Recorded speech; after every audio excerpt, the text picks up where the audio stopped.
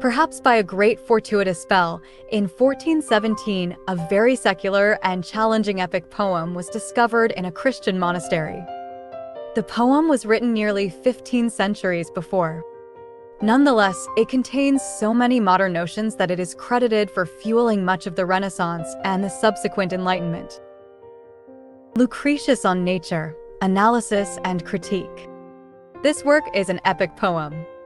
I would like to make clear that it is most impressive, outstanding, for not only its poetic form, but its intellectual, scientific content.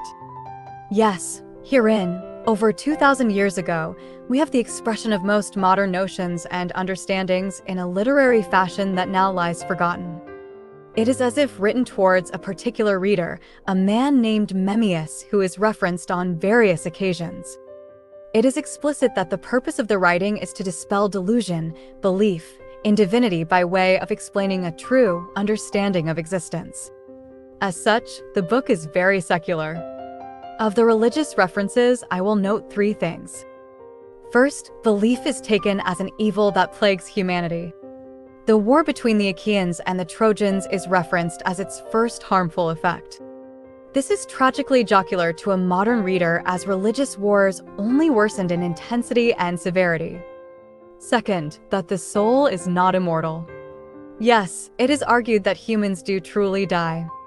Whatever is responsible for life's consciousness, will, and character is material. The mind or soul cannot exist without an appropriately functioning body. As such, the soul comes into being when the body does and ceases to be, never to return, when the body is destroyed or ceases to operate. The proofs provided for this are vast, and perhaps best left for the specific summaries. Third, that natural phenomena are not caused by any divinity. Thunder, earthquakes, and the movement of celestial objects have no divine cause behind them. The whole of existence is naught but material, matter that may be understood and at times predicted or calculated. What is this matter? It is the theory known as atomism. This is the theory that all in existence must be composed of some extremely small particles that cannot be divided. These are as if the building blocks of what humans see. The atoms themselves cannot be seen, it is argued, because they are so small relative to humans. Of course, this theory was rekindled in the Renaissance, eventually, as if proven correct, all to once again be questioned by the latest understandings. Nonetheless, the cleverness of this proposition, the proofs that are expressed to support it, cannot be overvalued. I should note that Lucretius' understanding of atomism leads him to asseverate that the universe must be infinite, and that it must therefore contain no center. He does hypothesize many things about the celestial heavens, most of which has been proven wrong, but he always does so not only with doubt, with critical reasoning, but also with the utmost intellect. In fact, his reasoning, his logical deductions, are based on observation. He very much argues in favor of empiricism, on the value of the senses. He holds sense perception as the only clear path to truth. Yet, instead of modern experimentation, Lucretius does little more than critical and varied natural observations. That is, he takes natural phenomena as premises and sources of inquiries, rather than crafting any artificial experiment. If one were to criticize such a thing, it is important to keep in mind that such experiments much require institutional support, social stability, and wealth. The two prior points on atomism and empiricism should let some assume that Lucretius was an Epicurean. As such, aside from explaining natural philosophy, he also does not refrain from many psychological asseverations and moral recommendations. He stresses that the meaning of life, if there is any such thing, is but mere happiness. Happiness itself is but the absence of pain or discomfort. What is most important, that humans most need to free themselves of superfluous and harmful desires and passions. These are the likes of vainglory, greed, and envy. Sexual desire, mind you, is not denounced. Sex is very much recommended. In fact, sex is taken as good, as long as it be without a psychological obsession for either the act or any one person. Let me mention four last, noteworthy miscellaneous points. First, the poet does not delve too deeply into the question of free will. This was surprising as the Epicureans, I think, famously argued in favor of belief in this most immaterial notion. Yet, Lucretius mostly ignores it. Second, he provides an explanation to how life came about that shares some similarities with the modern theory of evolution. Surely, it is nowhere near as developed as the present understanding, but there is mention of concepts, notions, and phenomena such as natural selection and the material roots for life. Third, most tragically, the poet exhibits a nearly accurate understanding of communicable diseases. Yes, he concludes that diseases such as plagues and pandemics must be caused by tiny agents. He refers to these as atoms or particles, but nonetheless he argues that their smallness does not interfere with their ability to contaminate the whole human body. I say this is tragic as it makes me question why it was so difficult for 18th and early 19th century doctors, nearly 2,000 years after Lucretius, to accept germ and viral theory. Lucretius essentially understood it. Lastly, he provides an account of human history wherein there is an understanding that prehistory existed. What is more, he argues that human history is defined or caused by their own psychological vices. This is an understanding of history that is not climatic, ethnic, or divine, but rather cultural and institutional. In it, the poet-philosopher counsels against the aforementioned moral vices. As always, I feel obliged to mention an aphorism. However, I already used all I crafted out of Lucretius' poem. Nonetheless, the following is not only very relevant, but also from a surviving fragment of Epicurus. I will never be able to make a similar summary of his now lost writings. As the greatest source of happiness is believing that one is good, and since it is in the name of good that bad is done, therefore, it is a desire for happiness that most destroys the world.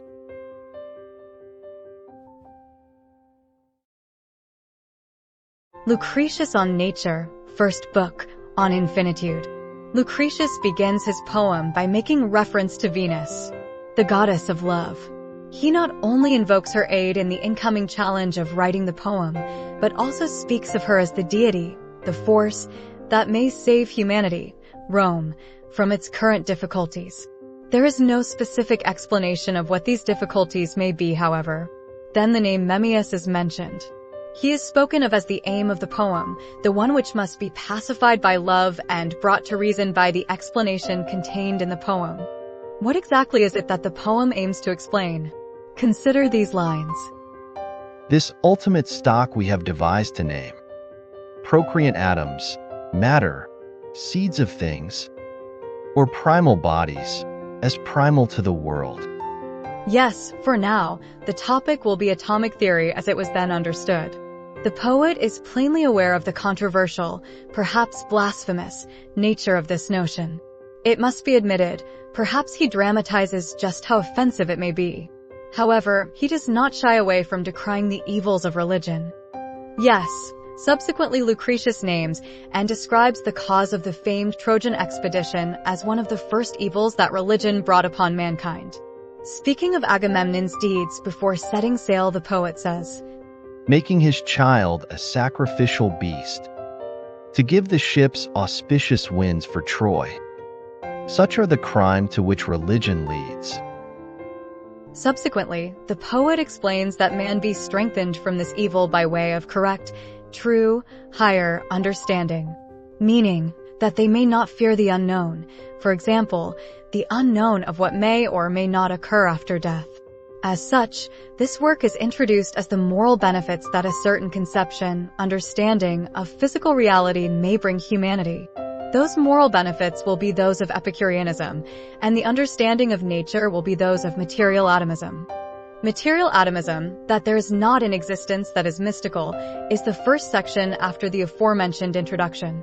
The starting point is that nothing from nothing ever yet was born.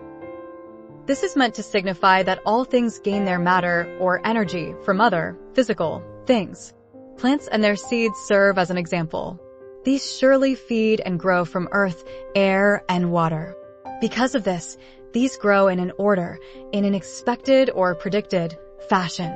The poet says, "Were life an increment of nothing, then the tiny bade forthwith would walk a man, and from the turf would leap a branching tree. Wonders unheard of, for, by nature, each slowly increases from its lawful seed." As there is no belief in spontaneous generation, creation without a foundation and fuel, so too there is no belief in annihilation. Yes, naught is ever truly destroyed. Rather, it merely changes form. Jocularly, the poet says, "Doubt not my words, because our eyes no primal germs perceive." He subsequently enumerates several proofs or examples of the invisible, yet corporeal. First, there is the wind and air as it can be felt, but not seen.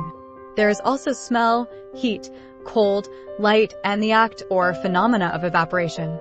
Although invisible, the philosopher argues, "Yet these must be corporeal at the base, since thus they smite the senses. Naught there is, save body, having property of touch." There is also mention of erosion, corrosion of metals, and the seemingly imperceptible growth of life. Yes, although none may see a child growing, with time, the child surely has become larger. Thus, the growth occurred at invisibly small increments. The next section of the poetic treatise concerns void, absolute emptiness. First, let me quote the reasoning. "But yet creation's neither crammed nor blocked. About by body, there's in things a void. For were it not, things could in no wise move." Likewise, the poet finds proof of void in the differing weights of objects. Again, why see we among objects some of heavier weight, but of no bulkier size? Therefore, an object just as large but lighter declares infallibly it's more of void. I must make clear that it is assumed that movement requires pushing things around, which requires new spaces and areas for things to move into. Likewise, all fundamental particles are assumed to weigh the same. Thus, a heavier object is merely one wherein the particles are more densely grouped. The poet then attempts to counter a criticism of his position. He explains that although water does not seem to contain any void, the bubbles and waves of fishes' movements reveal it. The poet also provides the most famous proof of the existence of void. It is the empty space that arises when two objects are separated. The philosopher understands that the air quickly fills the void as it can be felt or heard doing so. However, I have never been satisfied with this proof. Without a further understanding of atomic theory, it seems to me that there could be other explanations. Either way, Lucretius writes as if directly to Memmius, telling him that although there is more that could be said, he changes topic, leaving him to figure out the rest. A new section begins, and this one aims to argue that nothing exists except void and atoms. On the one hand, valuations such as beauty and tragedy are taken as mere human inventions. These do not have any real or material existence. On the other hand, all that occurs is viewed deterministically. In fact, the poet says, "Even time exists not of itself, but sense reads out of thing what happened long ago, what presses now, and what shall follow after." Lucretius gives a brief description of the Greek wars against the Persian barbarians, saying that all was as if determined. Nothing in history should be understood without context of the prior and the subsequent. Consider. "And thus thou canst remark that every action at bottom exists not of itself, nor is, as body is, nor has like name with void." I take this to mean that action, in the transitive sense, in the becoming sense of the word, cannot exist by itself. It is composed of parts, of pieces. These are atoms and void. Of course, one would need more details so as to fully comprehend the sense of the statement. For now, the section changes. What is now discussed is the nature of atoms, how they are very much real. The idea is now popularly known, although to be clear, let me say that Lucretius's understanding does not include that atoms may be split into becoming, in part, energy. Rather, these cannot be destroyed or modified in any way. They are likewise eternal. They do not decay. As such, existence is believed to be infinite. It is not that it came into being, or that it will pass from existence. That is not so for Earth, the planet itself. He has it that our home did come into being and will eventually cease to be. Objects that may be perceived are but a group of these atoms. A group that in all likelihood contains some void in between the atoms, but a group nonetheless. Critical is the fact that the atoms themselves do not combine. Rather, they create as if a mosaic that from our distance, from human-sized perspective, seem like a homogeneous whole. As proof that they cannot be split, Lucretius says that were there not a minimum to their size, The smallest bodies would have infinites, since then half of half could still be halved, with limitless division less and less. Then what the difference twixt the sum and the least? None, for however infinite the sum. In a certain sense, one could criticize, the poet accepts an infinitude of things, but not an infinitude of an infinitude of things. LOL. The next section concerns other philosophers. It is the atomist, the Epicurean, claims against other metaphysics. First, there is my own beloved Prince of Ephesus, of whom, says Lucretius, Chief leader to do battle, comes that Heraclitus, famous for dark speech, among the silly, not the serious Greeks, who search for truth.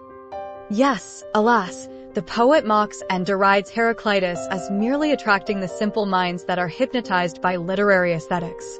Furthermore, he says that, How, I ask, can things so varied be, if formed of fire, single and pure? on the whole, Lucretius interprets the Presocratic as if he spoke literally and not metaphorically. Of course, I have no way of verifying, judging any of it. But I do assume that Heraclitus was not analytic. The poet instead says, Seems crazed folly, for the man himself, against the senses by the senses fights. For whither shall we make appeal? For what? More certain that our senses can there be, whereby to mark asunder error and truth. Herein is contained an insinuation about Epicureanism, the value of empiricism.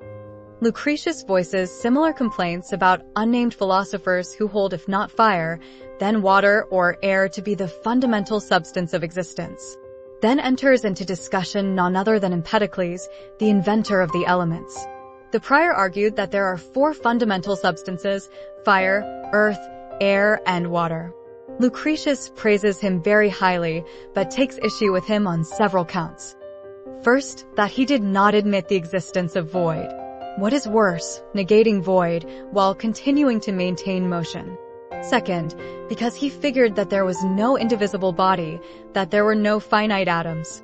Rather, unlike the present philosopher, Empedocles did believe in infinitude of infinites. I found noteworthy how Lucretius explains that Empedocles imagined that the primal substances could, in themselves, mix with each other. Consider.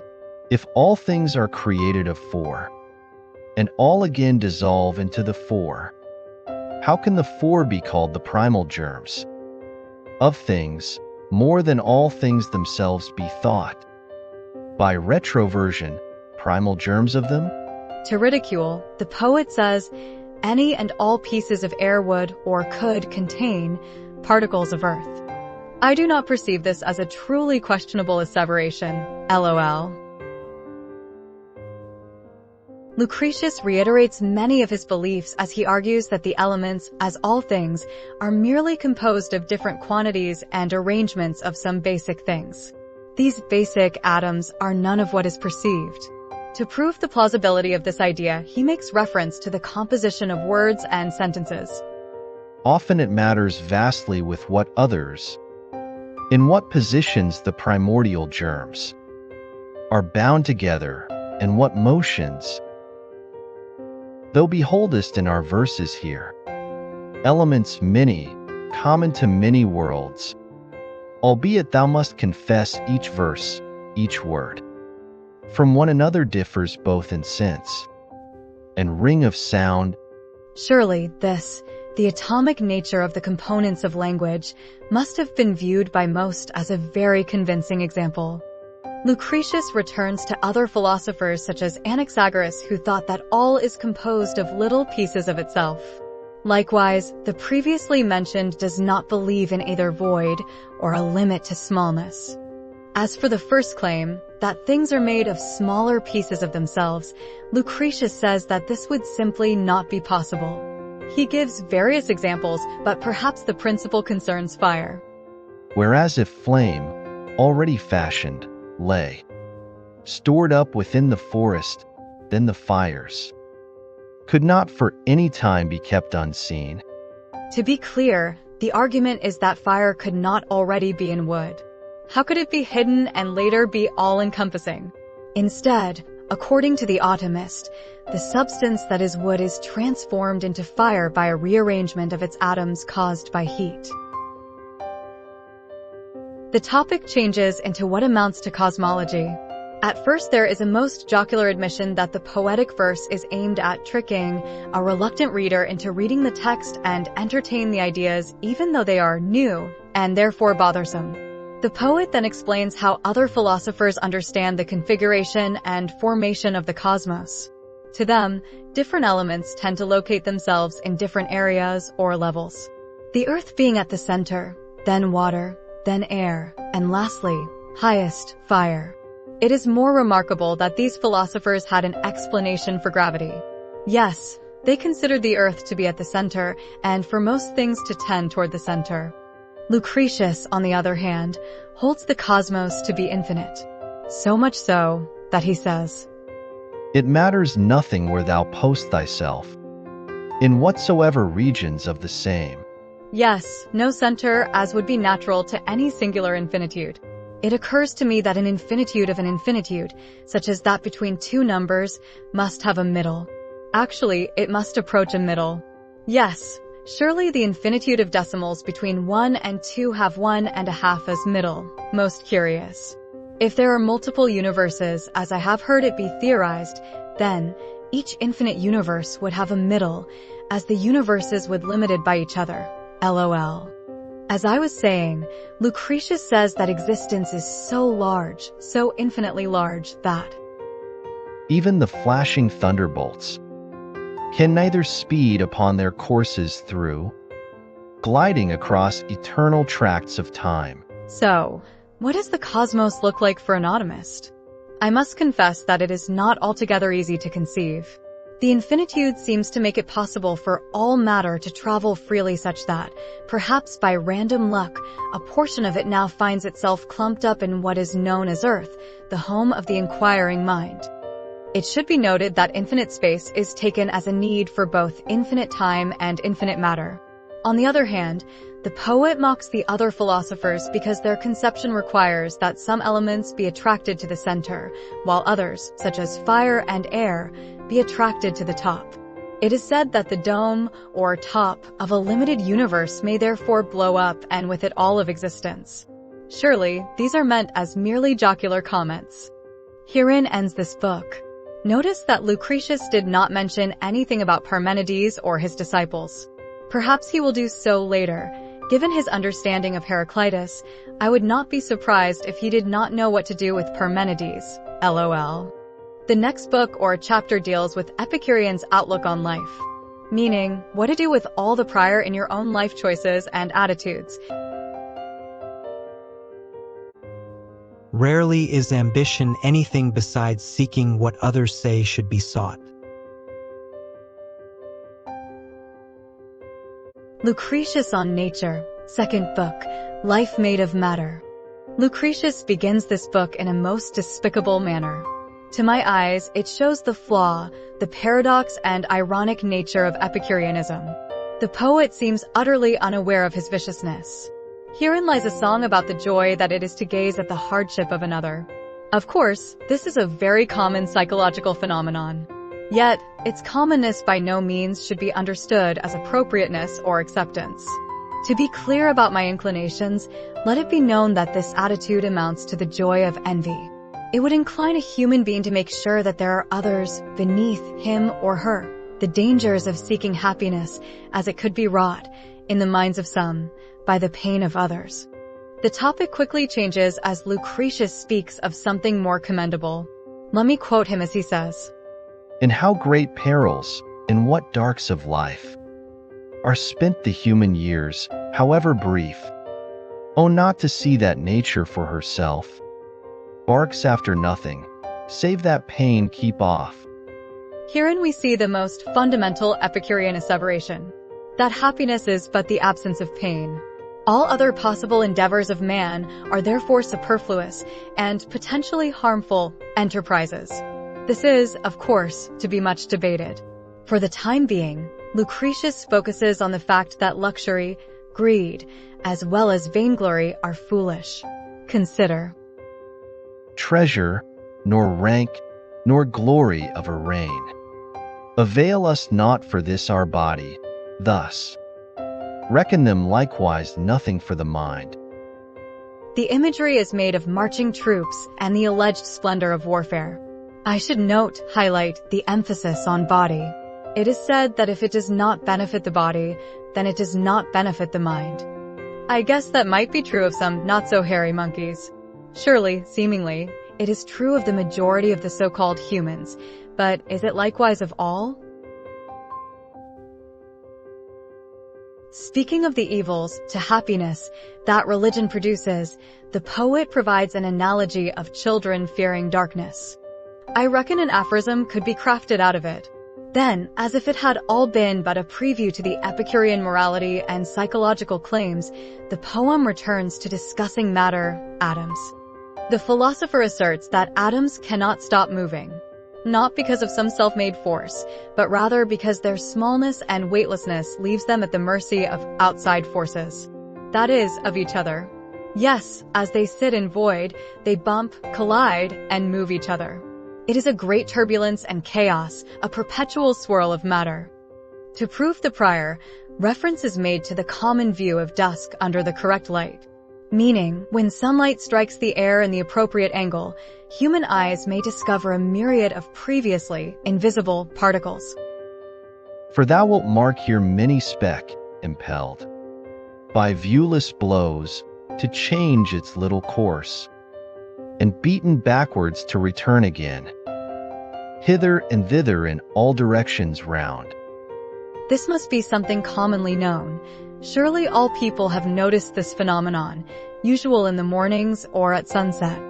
The poet addresses the common counterpoint, the common question of why, if things are made of specks even smaller than those commonly seen in air, are there clumps of matter?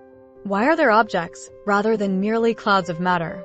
To answer this, the writer invokes the idea that numbered things, when seen from far away, seem as a single whole. Let me quote one of the examples. A glint of white at rest on a green hill. Again, when mighty legions march round, yet detached locations exist, up the high mountains from which they seem to stand a gleam at rest along the plains. In like manner, he says, are atoms. These merely seem to form bodies such as our own, because we gaze upon them as if from a relative far distance. It must be noted how curious, how amazing, the whole of this asseveration is.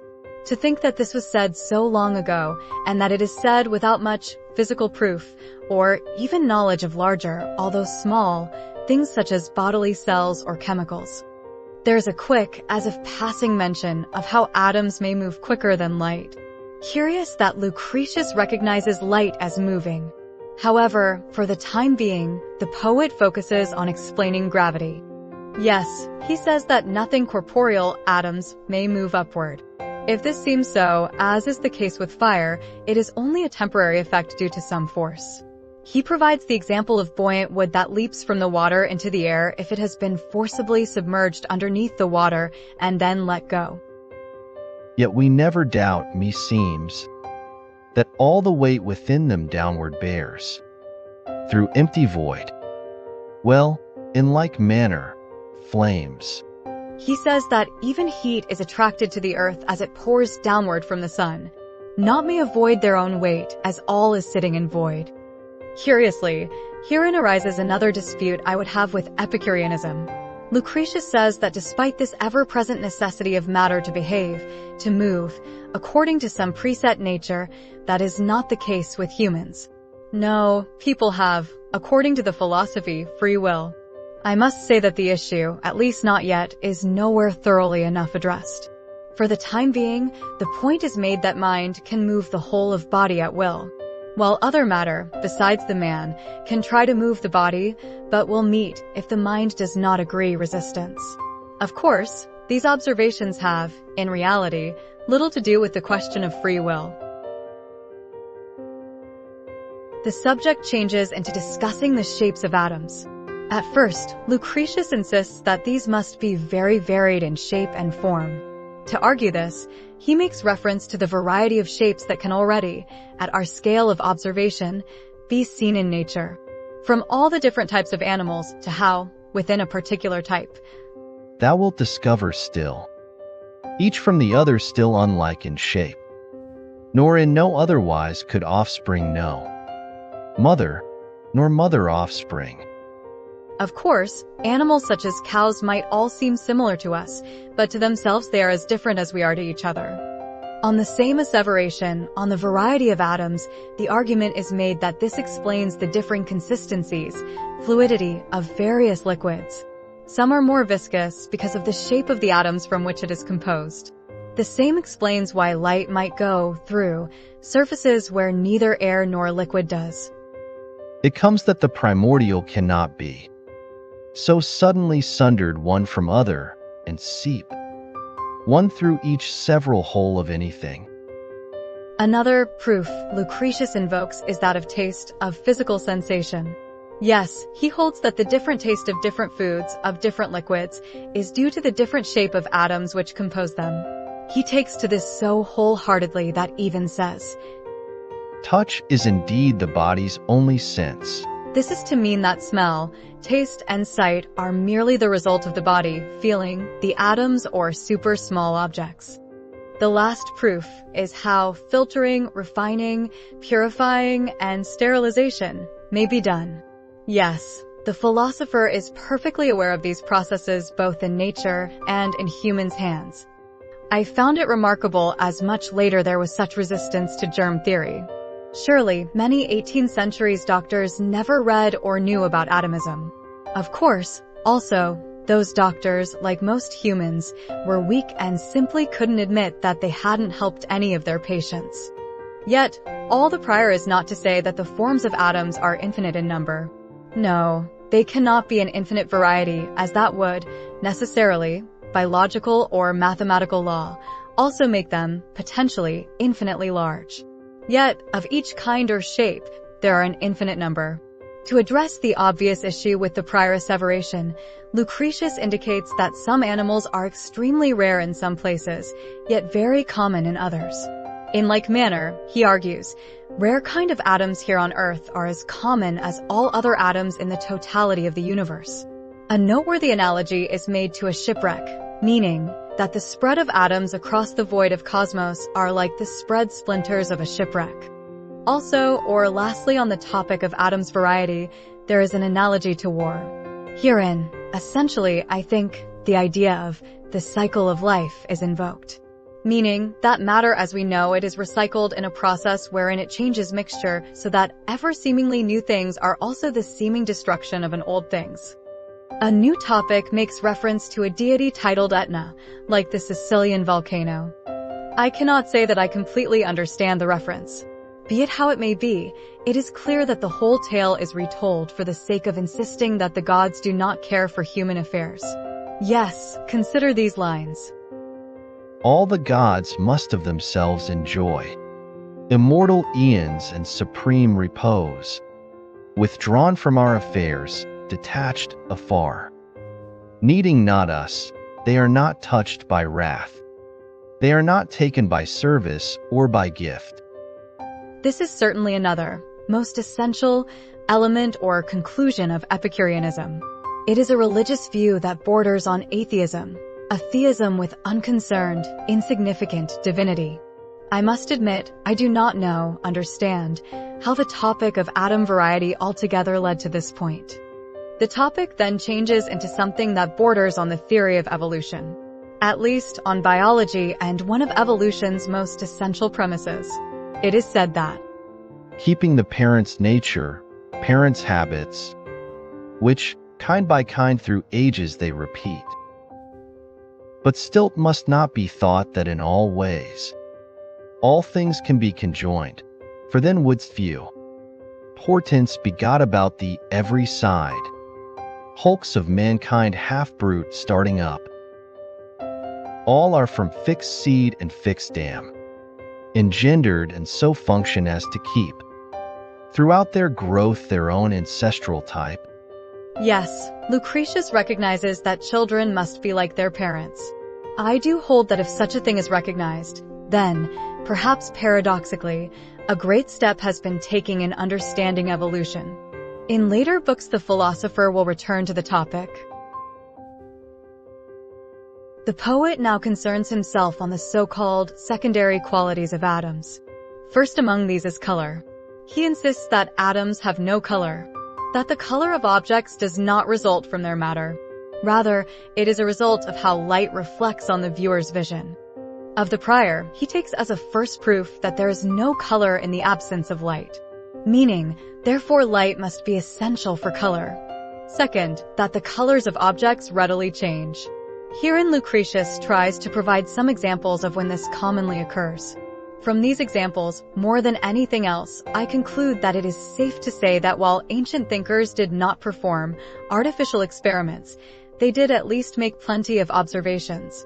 Of course, most present-day scientists would take great issue with this lack of effort or lack of systematic thoroughness. Keep in mind, those things require a world with certain institutions and levels of peace and order. Another example of mere observations is when he makes reference to a peacock's tail and its changing colors depending on the angles of observation. Let me quote. Wherefore, since by some blow of light begot, without such blow these colors can't become. As for logical proofs, of which the ancients attempted to ever provide as many as possible, the poet questions how atoms could be the carriers of color. Meaning, as it is assumed that objects are comprised of many different atoms, then they would not have any particular color. Ergo, he thinks color is carried by light. I should make clear that this is very similar to the modern understanding. Light is needed, but objects' matter determines which portions of light are absorbed and which are reflected. Lastly, he argues that some objects have no smell or sound. Therefore, why should it be considered that all objects have color? The subject now turns to how life arises, or is composed by, non-life. In particular, how can creatures, such as humans, have sensations when they are composed of inanimate, non-sensing parts? Of this, the poet first makes reference to how life may rise, become alive, from the mixture of different atoms. The evidence for this is none other than worms and such creatures appearing after and during rainstorms. Of course, presently it is said, after much debate and experimentation which was to a large extent paradoxical, that life may not easily arise out of non-life.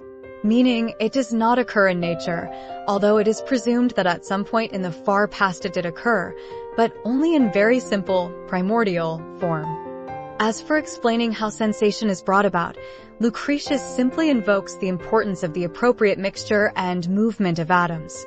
The various, almost infinite, possible mixtures are so critical that they may, even under the correct arrangement, give rise to subjective experience. He puts emphasis on the fact that the mixture must as if interact with another mixture that simple parts of life cannot feel when they are detached from the rest of the body. This is important as it is clear that most mixtures or atoms do not have sensation. Consider that a man may laugh, though not, forsooth, compounded out of laughing elements. Why then cannot those things which we perceive to have their own sensation be composed as well? of intermixed seeds quite void of sense? A new section starts. This one is titled Infinite Worlds. In a very poetic manner, describing the sky as the father and earth as the mother, the point is made that this earth of ours must not be unique and sole in the cosmos. He implores the reader to look up into the sky and gaze into the vastness. Nor can we once suppose, in any way 'tis likely, that only this one earth and sky of ours hath been created, and that those celestial bodies, so many, perform no work outside appearance. What is more, consider. Seeing, moreover, this world too hath been, by nature fashioned, together at random, without design, in vain. I quote this much and wish to quote more, as this is something most remarkable about not only Lucretius's reasoning, but also physical reality. Here is some more. It must be confessed in other realms there are still other worlds, still other breeds of men, and other generations of the wild. The same is said of the sun, the moon, the oceans, and even of man. Yes, as existence is infinitely large, it is utterly necessary that man, as it is, be repeated. Oh my, Zeus. Incredible. I should make clear that the whole may easily be taken as an attack on religion. Not merely modern, Christian religion, but also that of Lucretius's own time.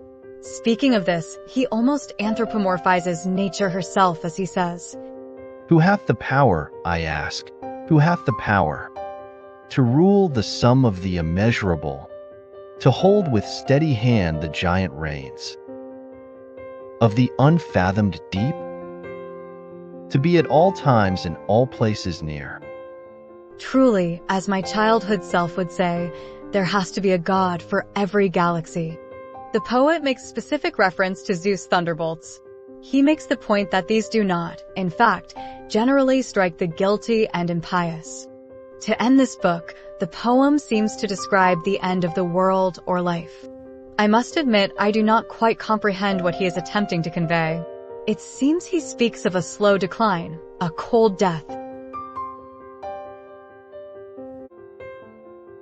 Since it is the sufferers that most invent or believe in God, it must be that God dislikes its believers. Lucretius on Nature, Book 3. The Dead is Dead. This book begins by eulogizing, praising, an unspecified person. I deduce that Lucretius is praising none other than Epicurus. Take, for example, We all nourish on your resplendent, golden sayings, each worthiest of eternal life. From thy revealing thought sprang forth a proclamation worthy only of a god. Yes, this unspecified bringer of reason explained nature itself. Now we must understand the human spirit itself. In accomplishing this, the first task is to Headlong drive out the dread of Acheron, for it most of all perturbs our human life. By Acheron, I should explain, is meant death or afterlife. In Greco-Roman mythology, Acheron is the river that dead souls must cross on their way to Hades, the netherworld. The poet then psychologizes humanity as he says that although many may claim not to fear death or divinity, but rather pain or disgrace, this is not true. This is a lie that people tell, but is proven false whenever they fall in misfortune. The poet says, Wherefore, it is surer testing of a man. In doubtful perils, mark him as he is. Amid adversities, for then alone are the true voices conjured from his breast. Conversely, it is said that whenever they are not preoccupied with death or tragedy, human beings tend to struggle and compete, even bring onto themselves possible death, for the sake of transient, ephemeral, goods such as wealth and fame. There is also a mention of envy as a driving force of human action, but let me quote, Some perish away for statues and a name, and often to that cause, the fright of death. This fear plagues upon their sense of shame, and it easily breaks the ties of camaraderie. often were traitors to country and dear parents, through quest to shun the realms of Acheron. Yes, these two things harm humanity: fear of death and meaningless desires. They may only be cured through a correct understanding of reality. As for the mind, the poet starts by saying unequivocally that it is not contained by any single part of the body. He draws an analogy to health as he says, You have good health, although it is not contained in any place, so likewise find that mind is not fixed in any part of man. I found surprising to see that the poet did not identify the brain as the source of consciousness or spirit. Rather, subsequently, all argumentation presupposes that mind is everywhere in the body. I guess this makes sense if you include the nervous system. Either way, to Lucretius the mind is completely dispersed along the parts and portions of the body. Curiously, he identifies different qualities to it, or different kinds of it. He speaks of this life-giving mind or spirit as heat, but also air, and even two others unspecified substances. I must admit, the details are not clear. Concerning the various terms, consider how he clarifies that. Mind and soul, I say, are held conjoined one with other, and form one single nature themselves. This is necessary to claim or clarify that the soul is not as if separate from any other portion of the human being.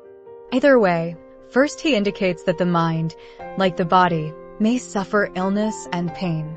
This is a natural result of the fact that mind, and therefore soul, being corporeal in nature. To put so in technical terms, Lucretius is arguing against any kind of dualism. He insists, time and time again, that all sensation, as all thought, is a physical process caused by the movement and interactions of certain special atoms. Consider how he says, Nothing is seen to happen with such speed as what the mind proposes and begins. But although so agile must of seeds consist, most round, most tiny, that they may be moved when hit by the slightest of impulses. Yes, what explains the quickness of sense, response, and control of the mind over the body is the smallness of the atoms.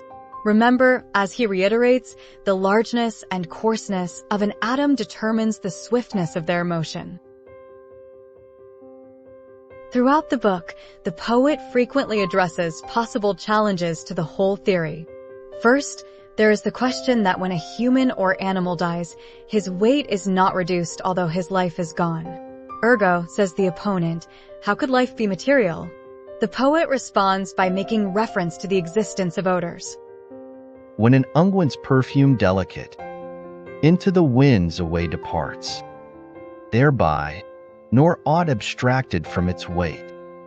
No marvel, because seeds many and minute produce the smells. Of course, this is a self-confirming proof. After all, it is only valid if one presupposes the existence of atoms, particularly as the cause of smell and taste. LOL. Lucretius then attempts to explain just how it is that sense may function. His reasoning is not clear to me. Safe to say that the particles are small and sensitive enough. Funny enough, the poet does excuse himself on the subject as he says, My countryside pauper speech constrains me sadly, as I can, however. I'll touch some points along the way. On the next book, he will return to this subject. For now, he says that various emotions are caused by different atoms.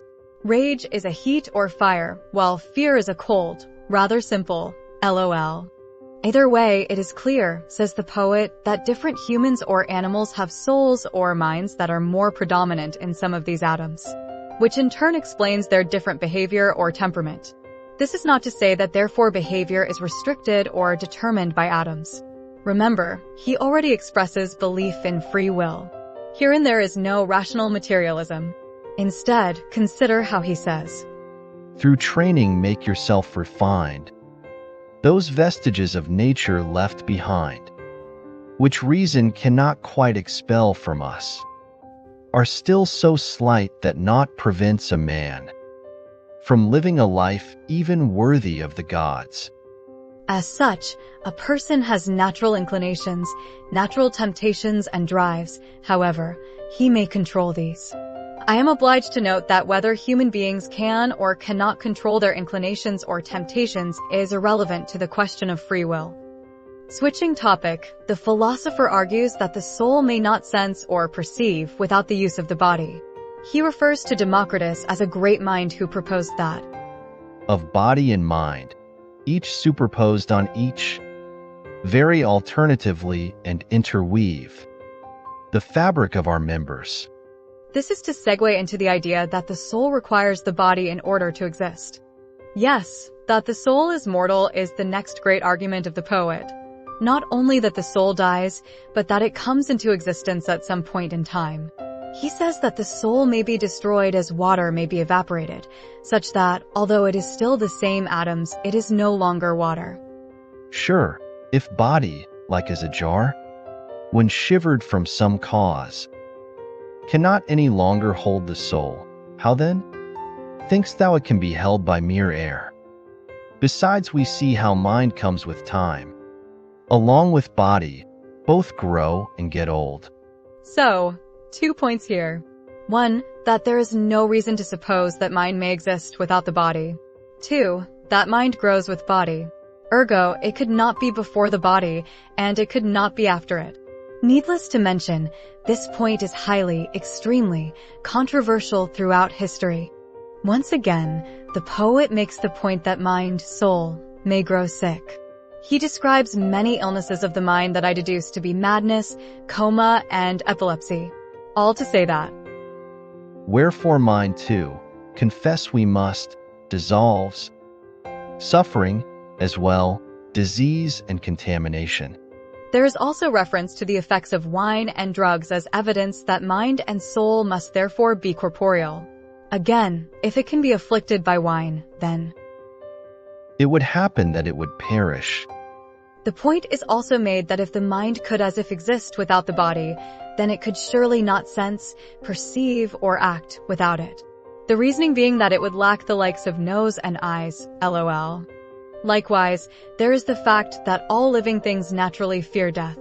Whereas if soul lived on, mind would not care for death. It would merely, in that case, be like a snake that sheds its skin. Most jocular is the question of whether the soul has parts. If any part remains alive if separated from the body. Rather horrifically, Lucretius describes battle scenes wherein sides, wielding chariots, cut off enemy soldiers' limbs. He says, All the while the mind and body of the man can feel no pain for swiftness of the wand. I do not know how much of this is possible. I reckon that it is possible for someone not to feel the pain for a fraction of a second. Either way, the whole description is rather horrific. It is all to say, So shall we say that these be souls entire in all those fractions?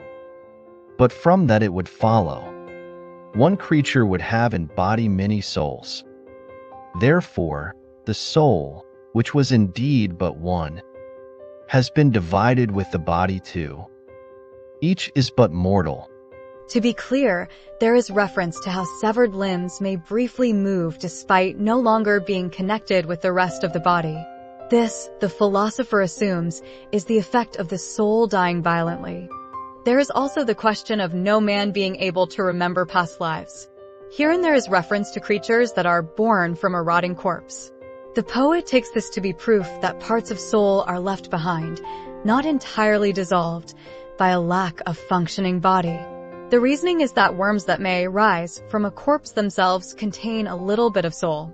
As such, it is argued that if somehow you were to reincarnate or live some sort of afterlife, your soul would lack parts. The parts that the worms and the creepy crawlers use. There is also the absurdity of supposing that there are souls in waiting. That is, souls that are waiting for bodies. The point is made that a human soul could not possibly enter but the body of an animal. Or mind, immortal but inclined to change body. How topsy-turvy would earth creatures act?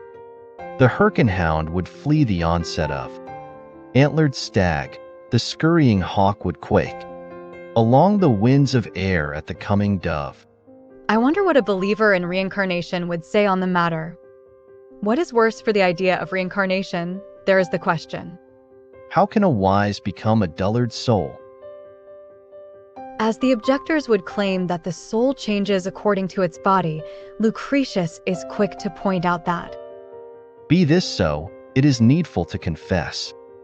The soul is mortal, since it is so altered. Throughout the frame, it loses the sense that made it what it was. alas, this is quite the conundrum. How can one be one if one does not preserve the memories or the body? In what sense is that the same soul, the same as before? Of course, the only answer requires to be more than a single entity, to be a present, an unknown future, and a forgotten past. Alas, such is the condition of the human species if the species were a single entity. Why should the present generation care for the next, and how easy it forgets or misunderstands the prior generations? I quote the following because it is so comical. Again, at wild and civilized parturitions, at the rites of love, souls should stand by. Ready at the side, is it not ludicrous that immortals line up for their mortal drawers, innumerable waiting for love's completion, all contend madly to gain the new body? The point is made that it is nonsensical to assume that something immortal may be joined with something mortal, especially if the immortal is to fear, to suffer, for what occurs to the mortal. This is to segue into the folly that is fearing death, regardless of whether the soul is or is not immortal. That is, the folly of fearing real, absolute death.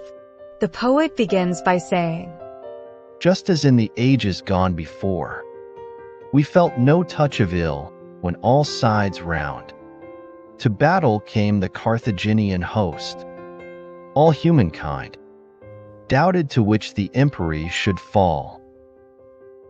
Thus, when we are no more, when comes that sundering of our body and soul? yes, to die is as it was before birth. No more, no less. Curious how challenging it is for most alleged sapiens to conceive and to accept such a thing. I rather enjoyed the historical reference. I imagine that referencing such a bygone era would make the rhetoric even more powerful. By the way, you may learn about the wars between Rome and Carthage from Polybius. The point is made that fear of what will happen to one's body and property after death is but mere imagination. Lucretius indicates how the thinker often imagines himself as if he could stand beside his now dead self. The poet then speaks as what a chastising deity, one that chastises man for wishing to live forever. First is mentioned the pain of losing a loving wife and kids. These are insinuated as the best joys and treasures a man may ever attain. Then, the deity says, Yet, no longer unto thee remains a remnant of desire for them. As for the mourner, why the bitterness? That the dead is not to waste in eternal pain. If, after all, death is but sleep and rest? The point is that death is the very cessation of desire and thus of pain. Death is, then, to us, much less, if there can be a less than that, which is itself a nothing. Let me quote some more of what this deity, nature itself, says to the man unwilling to let go of life. Why not with mind contented? Take now, thou fool, thy unafflicted rest? Why seek to add more, which in its turn will perish foully and fall out of in vain? This is to say that death is not worth lamenting, since without purpose, life is not worthy of concern. In fact, what the superstitious or overly religious fears is often already the case in present life. Not only are we all, says the poet, as a Sisyphus who struggles in vain for things that will wash away like the boulder that rolls down the hill, but some of us meet in this life tortures such as those imagined in the depths of Tartarus, hell. There is the retribution that fellow man exerts upon his neighbor. There is the competition for the truly worthless, such as glory and renown. There is the pangs of conscience regretful of some past deeds. The philosopher says, Of truth, the life of fools is Acheron on earth. Thus, to him who may be worried about incoming death, it is best to remember that all meet an equal fate. I rather loved the following section, of which I will only quote some lines. And Scipio's son, the thunderbolt of war, horror of Carthage, gave his bones to earth. Like the lowliest villain in the house. Likewise, great scientists and artists. Even Epicurus went, the light of his life. Ran out, although genius who overtopped. And overcame all other human minds. Wilt thou, then, dally complaining to go? With some slight modifications, it is a passage worthy of memorization. The human is described as perpetually unsatisfied with all in life, as he wanders and searches, never satisfied for long. Yet, when life itself is at risk, he holds nothing else as more important. Lucretius speaks of the latter almost as foreshadowing Schopenhauer's will to live. Of course, on this channel you may also learn about the German philosopher. Then, the most harrowing observation about the temporal dimension is made. Nor by prolonging life take we the least away from death's own time, nor can we pluck one moment off, whereby to diminish the aeons of not being alive. Eternal death shall ever be the next stage. I have heard this point in favor of justifying prolonging life, in the sense that it is a waste to die early, as death is so vast that it will not be prolonged, but life is so short that it would be shortened. However, in Lucretius I find my own inclination. Life is as permanent and as consequential as a dream. The next book not only defends empiricism, attempts to explain dreams, but also provides a theory of evolution that is 2,000 years older than that of Darwin. Don't miss it. Since compared to death any life is ephemeral, what makes a good life is not a matter of how much time it lasted.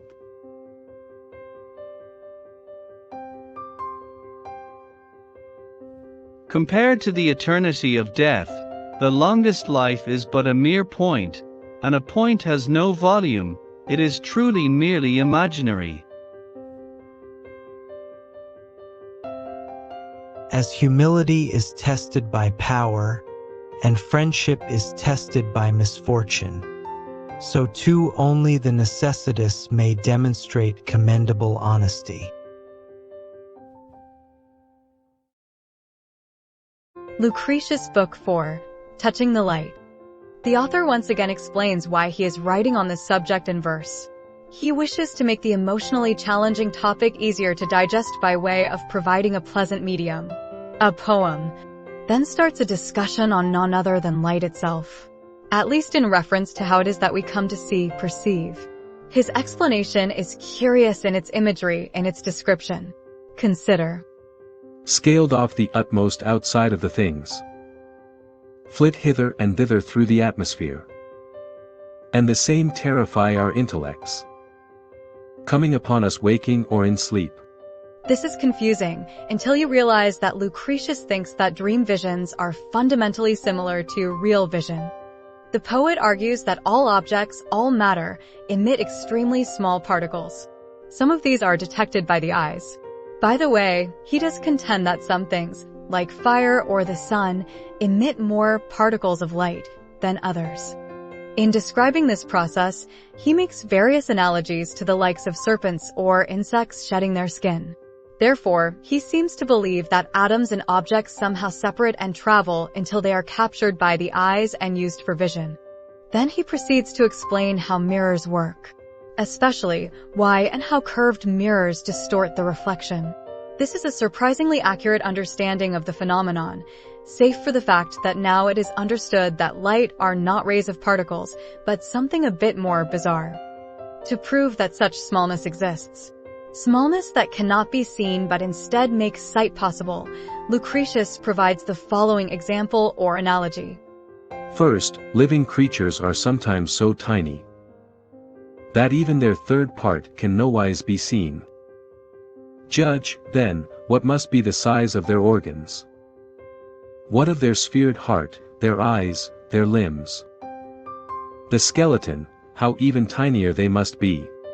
Yes, in other words, ants that are so small, their parts, such as their eyes and stomachs, must be invisibly small to human eyes. Returning to light and vision, the poet argues that light moves, but that it does so extremely fast. He offers two proofs. First, that reflection in a mirror is seemingly instantaneous, and second, that the reflection is permanent, everlasting. The second point is a bit of conundrum in my own understanding of physical reality. Consider the lines. And made of tiny bodies they are quick. Of that class is the sun's light and his heat. They cannot stop, urged on from behind. For light by light is instantly supplied. And gleam by prior gleam is pushed. The meaning is that light has to push itself, the particles behind must push the ones in front.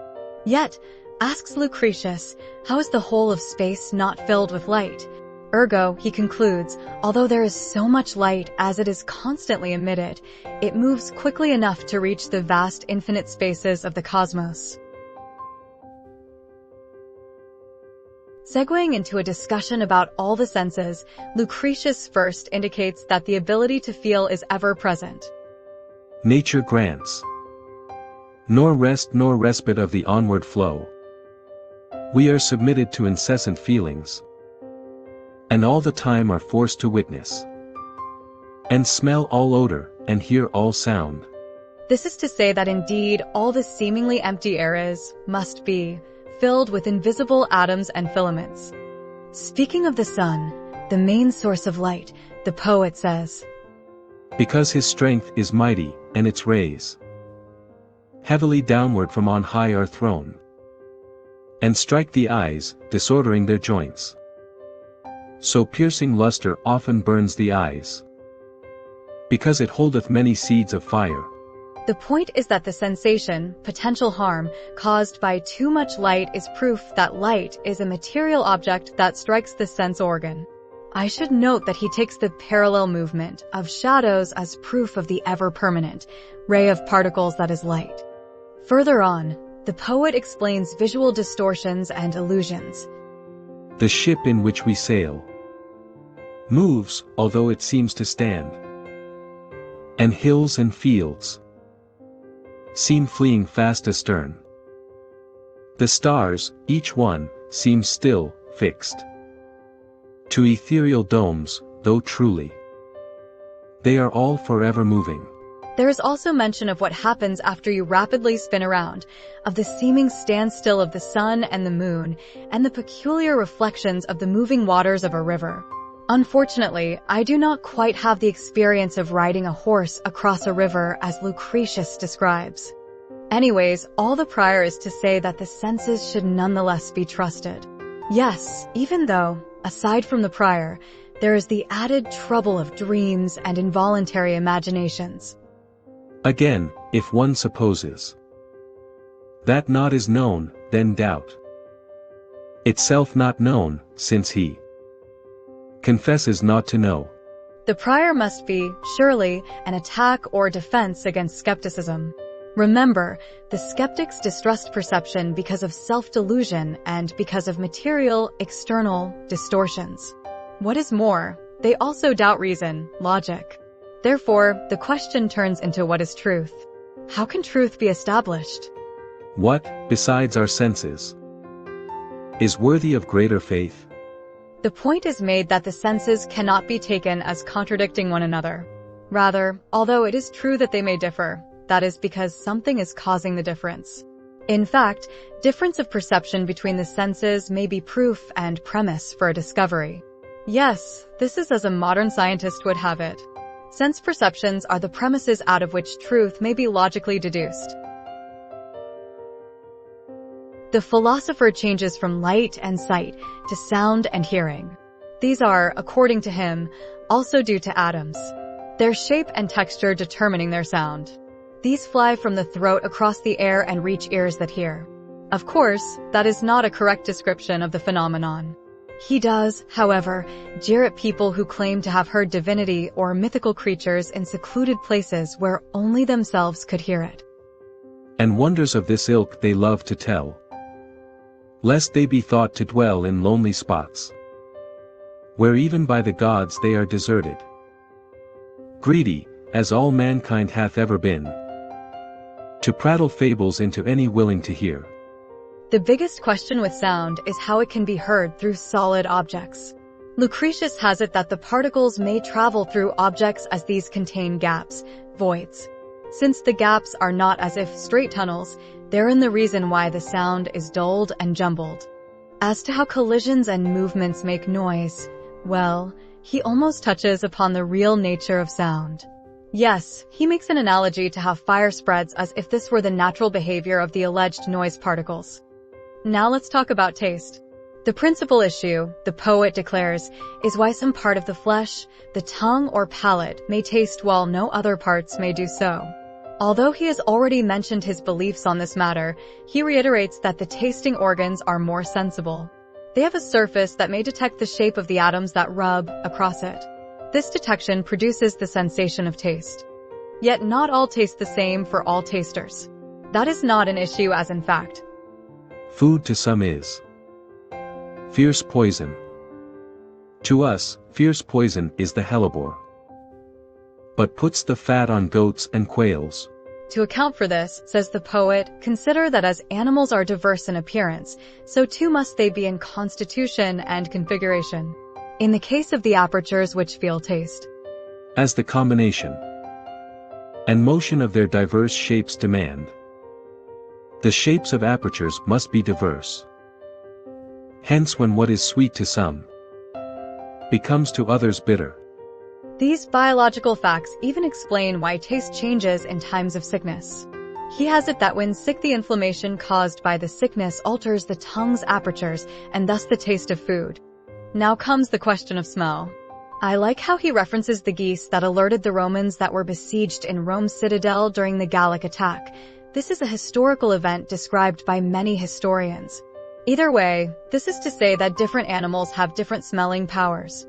Then returns the question of sight. He reiterates the belief that all objects emit some light. This explains, according to him, why the lion is afraid of the rooster. Yes, apparently lions are afraid of roosters. He has it that roosters must emit a light that is detected and nauseous to lions' eyes. To end the first half of this book, the poet has it that taste particles do not move. They stay with the object.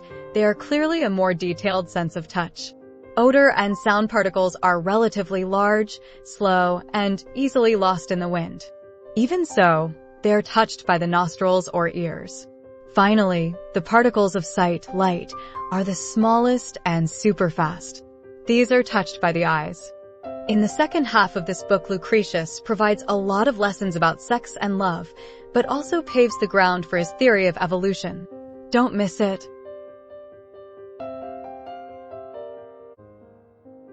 Although there may be many different causes, there is always only one single correct explanation.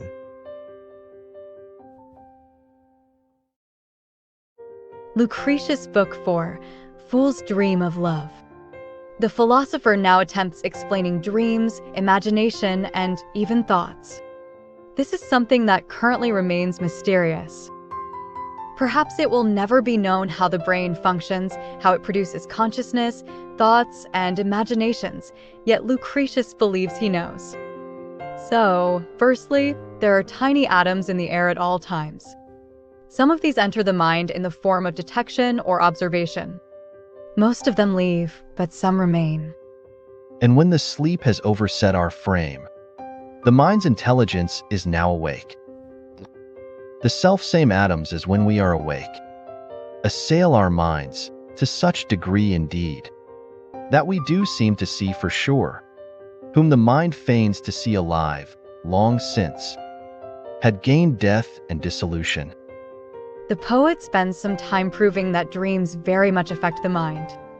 At some point, he seems to hint at the question of free will as he questions what or who controls the processes of the mind. As such, I guess he does not know. He calls it a marvel and stresses the importance of avoiding self-deception. Yes, he is clear that the mind gives itself much of its own imagination. It mixes remaining sense particles, frames them by emotional forces, creating new things that one must be wary not to believe. I feel I must make my personal opinion unequivocal. There is no free will. As long ago I asked, can you think about what you are going to think about before you think about it? Surely, free will is neither logical nor apparent to sensation or consciousness, and contrary to empirical evidence. Either way, returning to the text, there is the single most profound piece of natural philosophy. The poet hints at his upcoming theory of evolution. Shun the error of presuming that our cameras were created for the purpose of giving sight. All such interpretation is apt for with inverse reasoning, since naught is born in body with intended use, but perhaps we may find some use for it. To be clear, this means to say that the parts of an organism were first created, then use was found for them.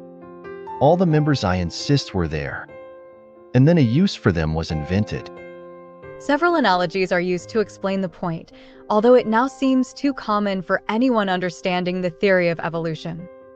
However, the author might have found it necessary to hint and allude, because in the following book he will provide a complete natural history of the aforementioned process.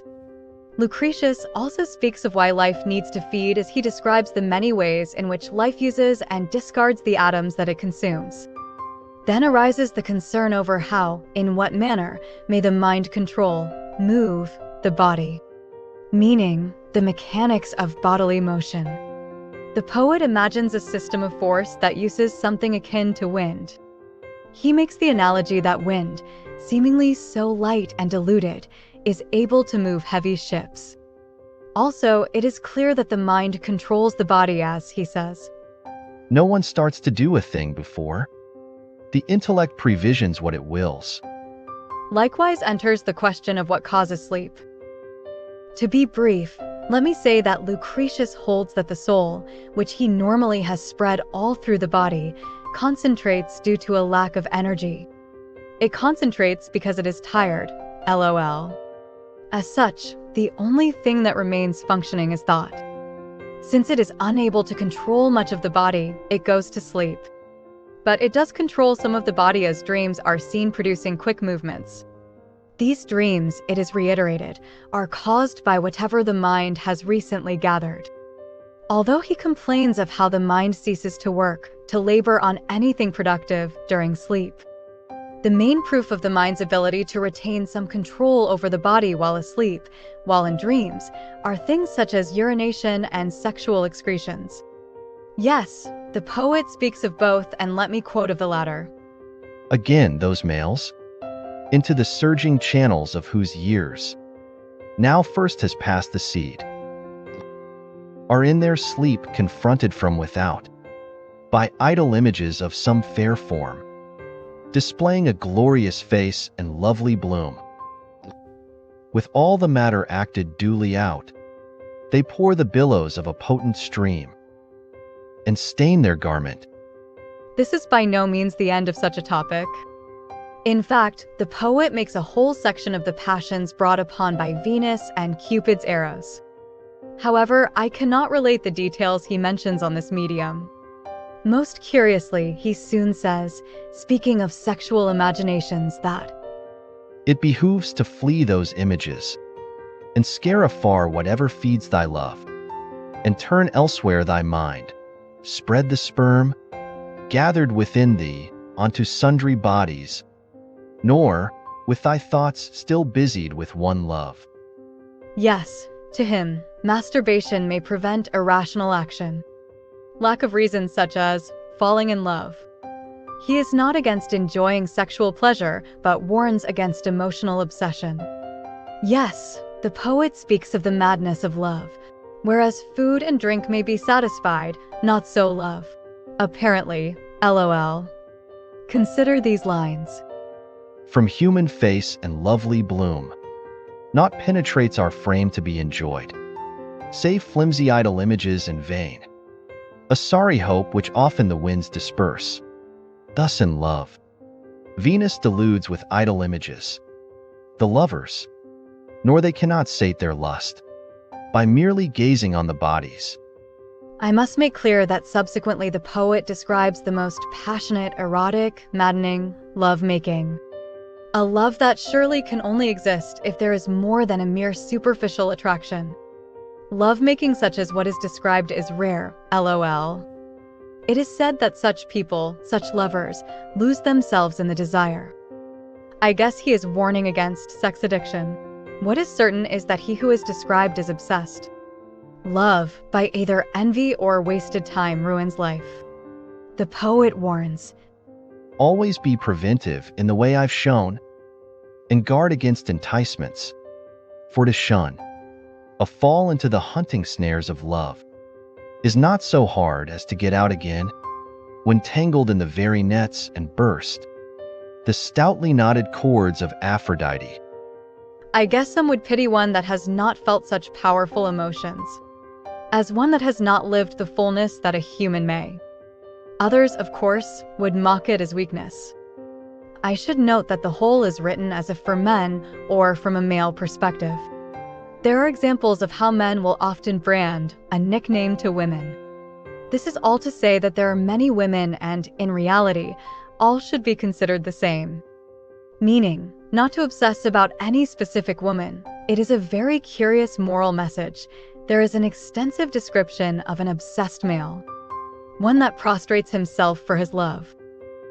To be clear, the woman is at times described as the cajoler. However, it is said, both males and females may suffer as both may enjoy the pleasure. As for procreation, for children, it is mentioned that both contribute seeds. So much so, in fact, that traits from grandfathers, as if hidden, often arise in the new generation. Jocularly, Lucretius corrects the popular misconception, self-delusion, that all males have functioning seeds. He mocks the wasting of gold for religious offering that allegedly improve the woman's womb. Instead, he says, For sterile are these men by seed too thick, or else by far too watery and thin, because the thin is powerless to cleave fast to the proper places, straightway. It trickles from them, and is returned, retiring abortively. It is said that proper diet is a factor in fertility. Most jocularly, the ideal position for impregnation is described. Embrace in the manner of wild beast, after the custom of the 4-foot breeds, because so postured, with the breasts beneath, and the buttocks well upreared. Also, it is best if the woman moves the least possible, as if she moves too much, allegedly, she will throw the seed off track. This is the reason, Lucretius says, prostitutes move so much. Not only does it secure them from pregnancy, of course not so in reality, but also makes the sex more pleasant for the man. Then he complains that his wife doesn't move like the courtesans he has enjoyed. Oh my Zeus! Lastly, in this book, there is mention of how sometimes love does not come about suddenly, as if by an arrow of Venus. Rather, it results from frequent and long acquaintances. He doesn't believe in love at first sight. There is only obsession at first sight. Yes, it is after much association that two people may rationally choose to live their life together, a healthy love, a love for the wise. As usual, in an attempt to motivate you to watch the final completion of this series, I gift you an aphorism. Although this one is not crafted from Lucretius, it is nonetheless fitting and one of my favorites. Since most people are prone to envy, if lovers did not so much advertise their love, so many people would not fall in love. Lucretius on Nature, Book 5, Big Bang, Evolution, and Prehistory. This book begins with a great praise to the unspecified thinker, philosopher, that discovered or theorized the things Lucretius has been explaining. No doubt, he is referring to Epicurus. He also references the intended reader he mentioned in the first book. Consider. Hear me, illustrious Memmius, a god, who found out the plan of life, which now is called philosophy. This is to introduce a criticism of religious myth. Yes, the poet proceeds to mention various details of Greco-Roman mythology, all to say that they are incredulous and nonsensical. For example, it is said that the feats of Heracles, the destruction of all those beasts, is not superior to what the philosopher has done. Heracles may have killed some monsters, but the earth still has many dangerous creatures. Conversely, speaking of how the philosopher has subjugated the likes of pride, greed, laziness, and unhappiness and debauchery. Should we not dignify him to rank among the gods? All the prior is to segue into a discussion of how the myths are not real, and how belief in them may be dispelled from humanity. The first piece or step in doing so involves demystifying the heavens, the night sky. Yes, as the simple-minded deify the stars and planets, it must be explained that these are material like the things here on earth. There is a mention of how people who say as he has, that there are no deities in the sky, are considered deserving of only the worst punishments.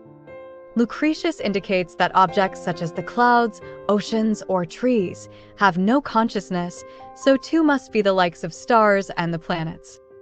In the same manner, it is argued that there are no gods here on earth. The poet says, Indeed, the nature of the gods, so subtle, so far removed from these our senses, scarce, is seen even by intelligence of mind. For what may not itself be touched in turn can never touch. That is to say that the gods, if there are any, are surely not like in the myths. What is more, that man may not as if affect their behavior or interact with them. It is ridiculous to suppose that supreme beings should change reality for the sake of mere mortals, LOL. In fact, reference is made to how our existence itself, our being alive, cannot be viewed as a boon or gift from any divinity. After all, what the evil for us, if we had never been born? Whoso never hath tasted love of life, and never was in the count of living things, what hurts it, him that he was never born? Of course, either by implication or explicitly, it is said that being alive is only worth the trouble if life be pleasant, a most curious truth that most humans seem to be unable to recognize. Issue is raised on the possible causal chain of creator and created. It is said that deities could not have as if known what to create out of nowhere. Rather, the existence of things, as they are, must be itself predicated by the matter out of which all is created. Thus, it is as if nature itself, alone, would be worthy of the title God, an unresponsive, unconscious God. The philosopher puts emphasis on how nature does not seem to have created a world for humans. Instead, the world is harsh and difficult. Humans, in fact, have a very tough time surviving the world. Thus, the world as themselves simply happens to be like castaways of the raging surf, naked, homeless, speechless, in want of every help for life, when nature first hath poured us forth. Surely these are harrowing things to consider, LOL. The topic now changes to argue that the world, existence, or the universe is not eternal. That is, that it had a beginning, and that it must, it is deduced, have an end. The first proof is that so all birth and perishable frame, thus the whole nature of the world itself, must be conceived as perishable too. I would like to note that in the prior lies a rich aphoristic gem. The argument does become more thorough. First, the poet explains how nothing ever remains the same. Rather, all is ever-changing. The ground, of course, is turned to dust or vapor by sunlight and a vast throng of feet. Likewise, water evaporates and perhaps even becomes earth. It is surprising how Lucretius understands that there is flow of water beneath the earth that as if secretly feeds the flows of rivers. Either way, air and fire may also change and feed each other. Herein an erroneous understanding of the sun ensues. It is said that it must be fed by air, but the details are expounded more thoroughly later on. For the time being, the observation is made that rock, even if sculpted to the shape of a god, withers, crumbles, and collapses with time. The holy influence hath yet no power there to postpone the terminals of fate, or headway make against nature's fixed decrees. The same is said of heroes, humans, and their monuments. Either way, the recycling of matter, the foundations of existence, is taken as proof that things must have had a beginning. At the very least, it is argued, there must have been a time before things came into the form and shape that they currently are. Otherwise, the poet indicates history would be infinite, whereas in fact it is ever-changing and progressing. Wherefore, even now some arts are being still refined, still increased, now unto ships is being added many a new device. As for the possible objection that history is, on occasion, erased by a calamity and thus humans begin their progress once again, Lucretius says that this possibility, if true, further proves that existence must have had a beginning and an end. The argument being that if the earth and sky could change so much so as to erase history, then the earth and sky must be perishable. Whatever abides eternal must indeed either repel all strokes, or else be able to endure through time. Only void, the absence of matter, says the philosopher, may be eternal. Subsequently, I must confess, the discussion grows obscure. The poet seems to make literal reference to existence as a possible conflict or battle between different forms of matter. This seems to all be but a tale, a myth, to say that no type of matter could have come first or always been. I repeat, at the beginning, there could only have been nothing itself, void. Whatever may be the meaning of the prior, the topic changes once again. Now it is to explain how everything came into being. I must confess, perhaps tainted by modern knowledge, I cannot avoid as if seeing a bit of Big Bang Theory in Lucretius' explanation. Yes, how things are now is but the result of chance. Things have been in many different manners before, and the current is but the coincidence of the present. At the beginning or near the beginning. Nor aught of things like unto things of ours could then be seen, but only some strange storm, and a prodigious hurly-burly mass, compounded of all kinds of primal atoms. This sounds to me like the condition a fraction of a second after the so-called Big Bang, if such a theory or hypothesis is in reality correct. As in modern theory, the ancient philosopher has all the particles separate and mixed to create different objects. He says that the first to come into a fixed mixture was Earth.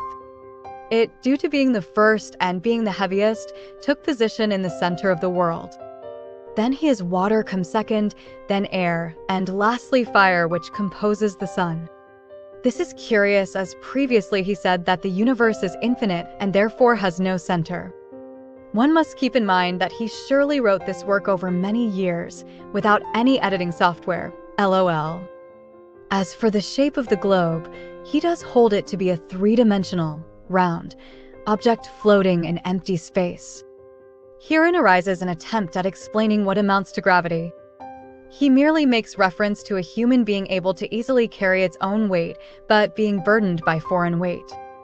That is, being burdened by carrying things that are much lighter than himself. Consider how he asks, What power, in sum, can raise with agile leap our body aloft, save energy of mind which steers the limbs? It seems he believes that humans can carry themselves thanks to some powerful particle, the one that creates the mind. He imagines that something similar must take place with gravity, yet he does not delve for too long on this topic. Instead, he speaks of celestial bodies and how they move. He assumes that air, or something like it, exists in the outer realms, meaning something similar to the now debunked theory of ether. Either way, it is this substance whose wind pushes the celestial objects.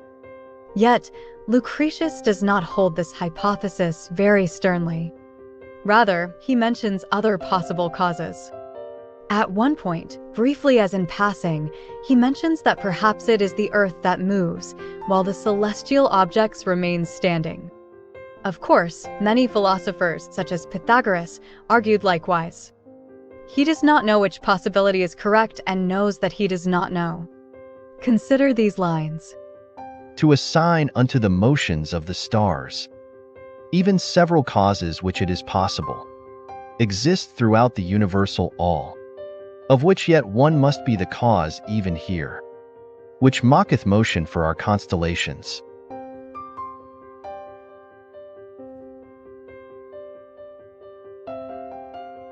With the same doubt, most curiously, surprisingly, Lucretius does not know whether the moon shines or reflects sunlight. Yet, he does hold both, the sun and the moon, to surely be each smaller than Earth, LOL. He explains how the small sun can shine so brightly by drawing an analogy to small water springs that seemingly never cease to flow. There is also uncertainty as to why the sun changes path, slightly, throughout the year. Meaning, he does not know about the Earth's inclined rotation. Herein he invokes Democritus, a pre-Socratic philosopher that lived 400 years before. The argument is that objects farther from the center of rotation would have to move faster in order not to lose their alignment with objects nearer the center. Therefore, by small increments, the more distant stars misalign with the sun. I should note that it is important not to mock the 2,000-year-old poem. The poet and the philosophers lacked the society and institutions needed to gather the necessary premises for historically more advanced hypothesis. Nonetheless, the ignorance goes as far as uncertainty on whether the sun and moon travail under the earth or whether they are born anew. They might be frequently repeating natural phenomenon. The poet explains the possibility of the latter as he mentions many natural cycles that occur with great regularity. As might be imagined, the same doubt pertains to eclipses. This is curious as elsewhere, such as in Plutarch and Polybius, I have heard Anaximander's theory on eclipses discussed as facts. Yet, Lucretius is less committed. He mentions that perhaps eclipses are the moon covering the sun or the earth covering the moon, yet, he says, other causes are possible. Perhaps the moon as if rolls up onto itself, perhaps the sun grows weary of shining on certain occasions, perhaps there's a third, invisible, celestial object that shadows them. Again, I think most philosophers would have agreed with Anaximander, the present-day knowledge. And further, I personally commend any skepticism. Error only exists in certainty.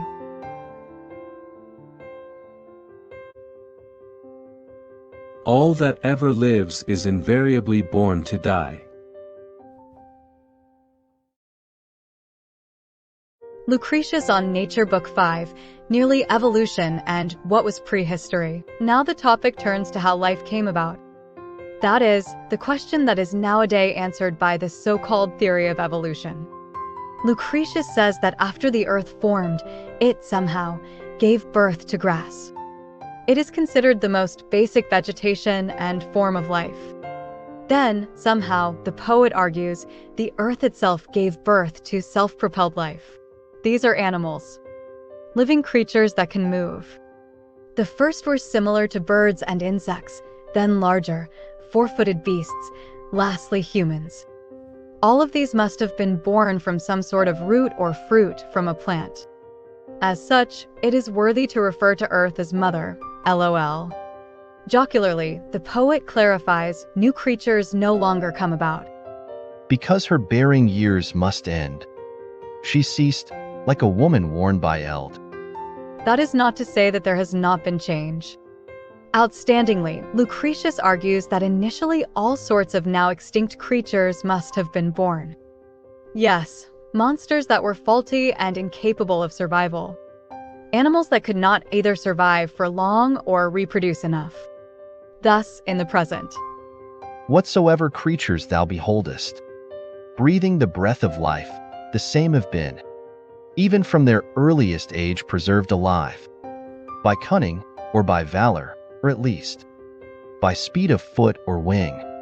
Now this sounds a bit as natural selection. It is natural selection with a different beginning, LOL. The poet makes reference to how some animals, presently, only survive because humans allow them to survive. That is, animals that have become men's pets and friends or tools. Other animals continue to be wild as they are naturally independent and autonomous. They can survive on their own. Others, many, were extinct for lack of autonomy. They were children of Earth that were not fit for survival. Lastly, some animals never were. They are myths. Yes, the philosopher takes great issue with the myth of fantastical creatures such as centaurs. The half-horse and half-human, he explains, could not have been possible for a variety of reasons. The same is said of other such myths, like fire-breathing dragons. Now the topic changes to human history, meaning what occurred after the birth of man. He describes primitive man much as in the contemporary stereotype. These were brute and wild. Strong, large, cavemen, LOL. Life was hard, but they were also happy. Yes, much as Rousseau would have it. They were initially independent, not social. Although soon thereafter they created primitive societies and families. I should note, perhaps they were not so happy. He also says that they lived in fear of the wild beast that had yet to be subdued by human collective effort. What is more, it was hunger that drove them to explore the world. So, perhaps he would argue that necessity, not greed or vanity, brought about civilization. Eventually man learned to make fire and pelts, clothing. As they had children, and the tools made their life easier, people became softer. And love reduced their shaggy hardiness. And children, with the prattle and the kiss, soon broke the parents' haughty temper down. I find it so funny. The philosopher equates softness or gentleness with civilization. Yes, in fact, it was the cries of the weak and defenseless children that engendered into primitive man the idea of morality or compassion. When cities were formed and gold was discovered, new evils began. For men, however beautiful in form, or valorous, will follow in the main. The rich man's party. Men wished glory for themselves and power. In vain, since in the strife to climb onto the heights of honor, men do make their pathway terrible. An emphasis is made on envy. Greed, vanity, and envy, therein lie the causes of the pain humanity inflicts upon itself.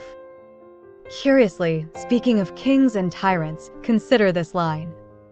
Crowns, so splendid on their sovereign heads, soon bloody under the proletarian feet. Eventually, given the previous harms, some wise man convinces humanity to construct laws and offices. He does not specify, but says that man learns to fear the law and to trust in its protection. As for the development of language, what the Greeks and Romans would have readily identified as the mark of intellect, the poet first describes how certain things are natural to certain animals. Young bulls and cows naturally aim to ram, even before they have grown horns. Baby birds naturally aim to flap their wings, even before they have feathers. As such, he supposes that naturally men gave sounds to various objects and ideas in the creation and refining of language. That is, no single man ever invented language. Rather, it was as if an accidental, although natural, result. The same may be said of religion. The poet describes how all humans everywhere believe in divinity and build the likes of temples, altars, and statues. Likewise, they make sacrifices and rituals. The philosopher says that from time immemorial man believed that he saw images and visions from the gods. As such, they attributed these images power over unexplained phenomena. Of course, the prior is far from a boon. O humankind unhappy, when it ascribed unto divinities such awesome deeds, and coupled thereto rigors of fierce wrath, what groans did men on that sad day beget, even to themselves, and oh what wounds for us.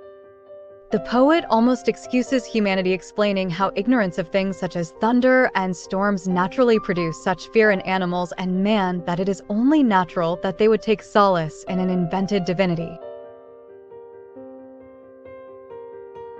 He then mentions the development of metalworking. With these tools, forests were chopped down and war was waged. In fact, much is said about war. It is taken as an unavoidable element of history of human civilization. It is not the only thing, of course. There is also mention of woolworking. Jocularly, Lucretius says that men were the first to discover it and learn it, as men, not women, would be the ones with enough intellect for such discoveries. Yet, the rugged farmer folk jeered at such tasks, and so were eager soon to give them over to women's hands, and in more hardy toil, to harden their own arms and hands. That is certainly sexist. The poet says that the only thing that has not changed for humanity since prehistoric times is the desire for dance and music. Yes, all other desires have changed. For some reason, he explains, man ceases to enjoy the things that his ancestors enjoyed and instead invents new products to consume. These are new clothing, foods, decorations, furniture, and amenities. Of course, the manner of dance and type of music also changes, so the point he wishes to make is that in present day there are a whole host of superfluous desires. It nothing hurts to do without the purple vestment broidered with gold, and with imposing figures, if we still make shift with some mean garment of the plebs. Alas, that is the vanity natural to the not-so-hairy monkeys. The last point is that written history did not begin until well into civilization, meaning that much of what occurred has to be deduced from what amounts to archaeological data.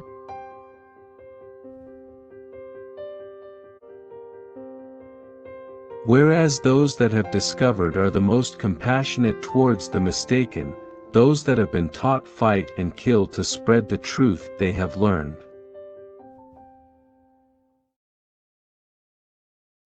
Lucretius on Nature, Book 6.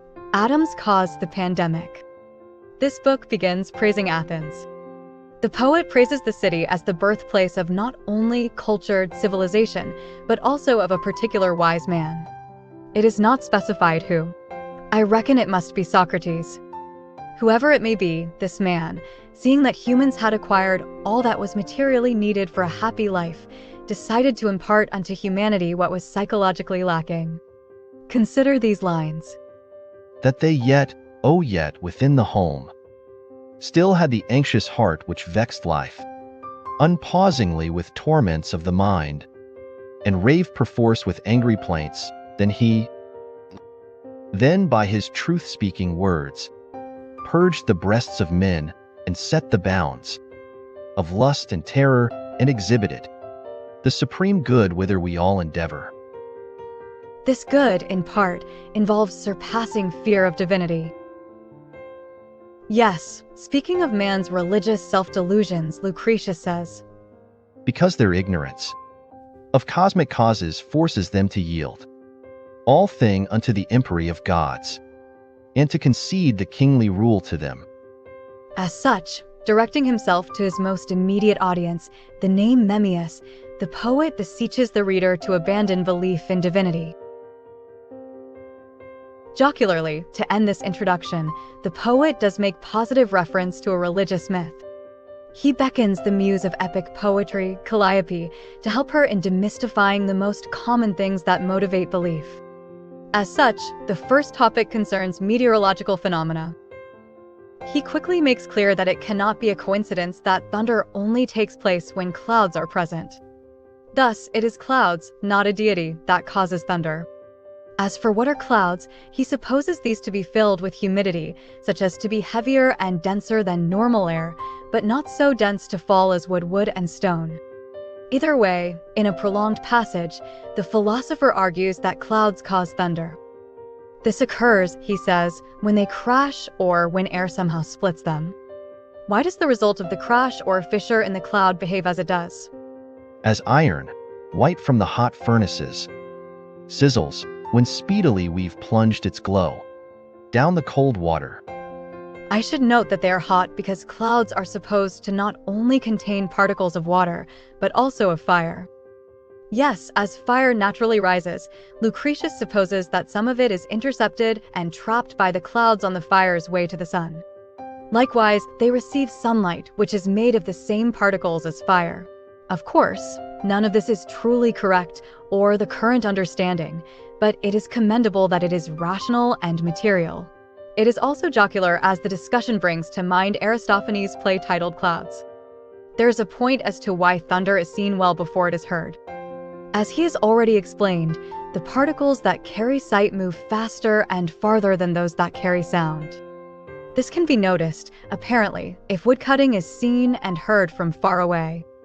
The poet also indicates that there is a certain regularity to thunder and rainfall. These synchronize with the temperature and the season. Thus, it is unwarranted to assume that some deity is their cause. He insists on the importance of these kind of analyses as he says, "Oh, this it is to mark by what blind force it mocketh each effect, and not, oh not, to unwind Etrurian scrolls oracular, inquiring tokens of occult will of gods." He also questions why a god would strike meaningless objects and innocent creatures, or why he would do it en masse without any seeming purpose, rather than on discrete and individual occasions, LOL. Not to mention that sometimes the thunder falls on a religious offering. Lucretius also describes how clouds form. This was surprisingly correct. He understands evaporation and condensation. These would be natural to the theory of atoms. As for rain, he attributes either pressure of the air or oversaturation with particles of water. The topic now changes to earthquakes. Lucretius argues that beneath the earth are plenty of caverns and crevices. These often have either water or air. For some reason, the movements of this air or water may cause disturbances on the surface. The poet makes an analogy to how the mere movement of a heavy object shakes the ground around it. Thus, a minor disturbance beneath the soil produces a large quake on the surface. The philosopher then aims to explain a variety of as if curious or miscellaneous phenomenon. The first of these is why the ocean remains leveled despite the constant flux of water into it. The answer is easy: the prevalent evaporation. This is caused by the sunlight and by the mere wind. Then comes the question of volcanoes. First, the point is made that the world is very large and that the number of atoms in existence is infinite. With this in mind, the analogy is made to how sickness develops in the body. A mere toeache may develop into a body-wide infirmity. Yes, a single foreign atom may disturb the body's natural atoms. As such, the explanation to volcanoes, according to Lucretius, is that air beneath the soil revolves at such speed that it grows hot and erupts as fire. Of course, that is not a correct understanding of volcanoes, but it is nearly a correct understanding of contagious diseases. More about it will follow. I rather liked the observation. There be, besides, something, of which it is not enough one only cause to state, but rather several whereof one will be the true. This is said to introduce the famed question of why the Nile River ebbs and flows as it does. I know that this was quite the question to Herodotus, LOL. Lucretius also speaks of the claim, the apparent reality, that birds avoid or fall from certain areas of air. The same is said, apparently, of large mammals somewhere in Asia. As for the birds, the poet takes it as fact that this occurs in the Athenian Acropolis. He says that this is not due to some power of the divinity that does not like crows, LOL. Rather, he invokes the notion that all have different receptors for the different atoms of sensation. Once again, as things taste or feel differently to different creatures, so too do they look and smell. Thus, those birdless places must upsend an essence bearing death to winged things, which from the earth rises into the breezes, to poison part of ski space. Skipping a pair of things, we arrive at the question of magnets. Here the explanation is rather clever. Magnets, the poet argues, must somehow propel atoms and push objects that lack sufficient void between their atoms. Likewise, in their propelling, they leave vacuum at the other side of the magnet.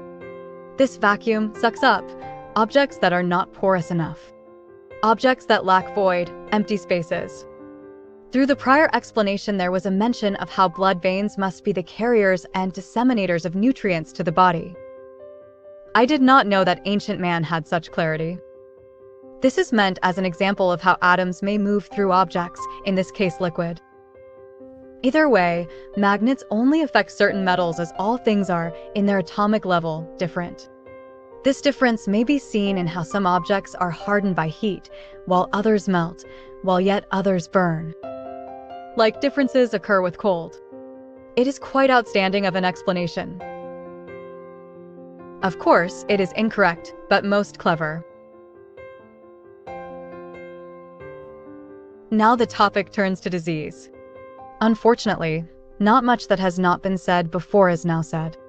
Instead, Lucretius enters into a literal reference describing the horrors of plague. In particular, the one which famously struck Athens during the Pan-Hellenic War. Remember how this is described by Thucydides. Truly, a most significant environmental cause of history if there ever was one. Alas, history driven by mere chance. What is new in terms of scientific explanation is the idea that different areas of the world, different climates, contain different atoms in the air that may cause different diseases. Consider. Sayest thou not also that whoso arrive in region far from fatherland and home are by the strangeness of the clime and waters distempered, since conditions vary much? There are various examples. I deduce that malaria is one of them. Of the plague that struck during the Pan-Hellenic War, he describes horrors, rather poetically. Consider the lines. The insatiable thirst that whelmed their parched bodies, lo, would make a goodly shower seem like to scanty drops. I will skip over further details. I will merely note that it seems that the text is cut short. The whole work ends, but this does not seem like a natural ending. Surely there was more to this book, and perhaps there was even a whole other book. Alas, alas. We must be grateful to the heroes that managed to preserve what we now have.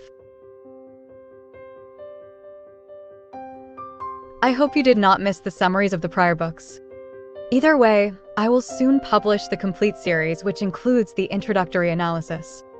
Now, as always, consider this aphorism I crafted as I read the work. Every year, all the dead who once died fulfill one more year of having died.